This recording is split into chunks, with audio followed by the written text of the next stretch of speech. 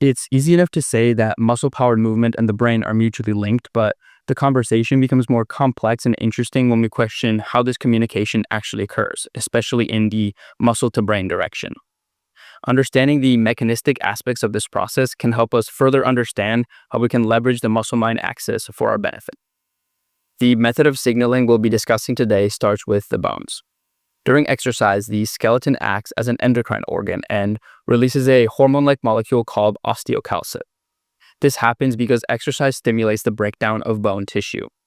I know that sounds pretty terrible at first, but hear me out.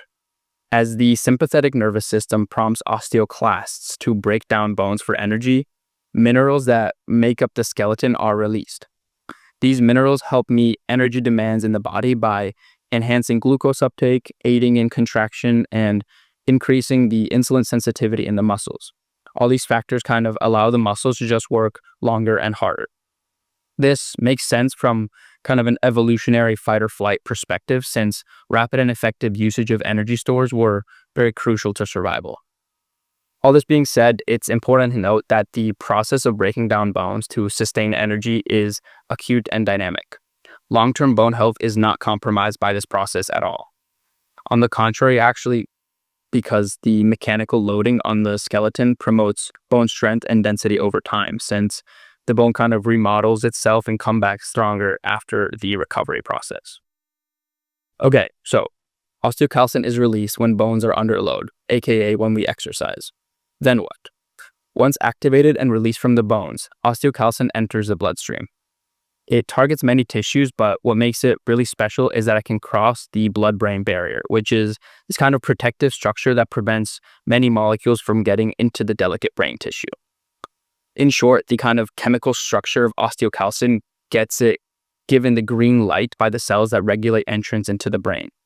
Once in the brain, osteocalcin binds to protein receptors that initiate pathways through a series of biochemical reactions.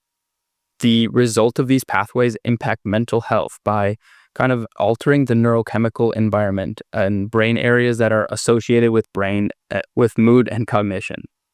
For example, the presence of osteocalcin is related to the synthesis and release of serotonin. Tryptophan hydroxylase is the rate-limiting enzyme in serotonin synthesis, meaning that the amount of serotonin that is produced depends very much on this enzyme. Osteocalcin increases the expression of tryptophan hydroxylase by binding to proteins that increase the transcription of genes coding for tryptophan hydroxylase. The end product, serotonin, improves symptoms of depression and anxiety. This is similar to how many pharmaceutical antidepressants work. Selective serotonin reuptake inhibitors, also known as SSRIs, increase serotonin levels in the synaptic cleft by preventing its reabsorption. So there's just more in the brain. Since this alleviates the symptoms of anxiety and depression, we can follow that logic to say that increasing the osteocalcin levels also results in just more serotonin in the synaptic cleft, which also will alleviate anxiety and depression, but in a more kind of endogenous and self-contained way.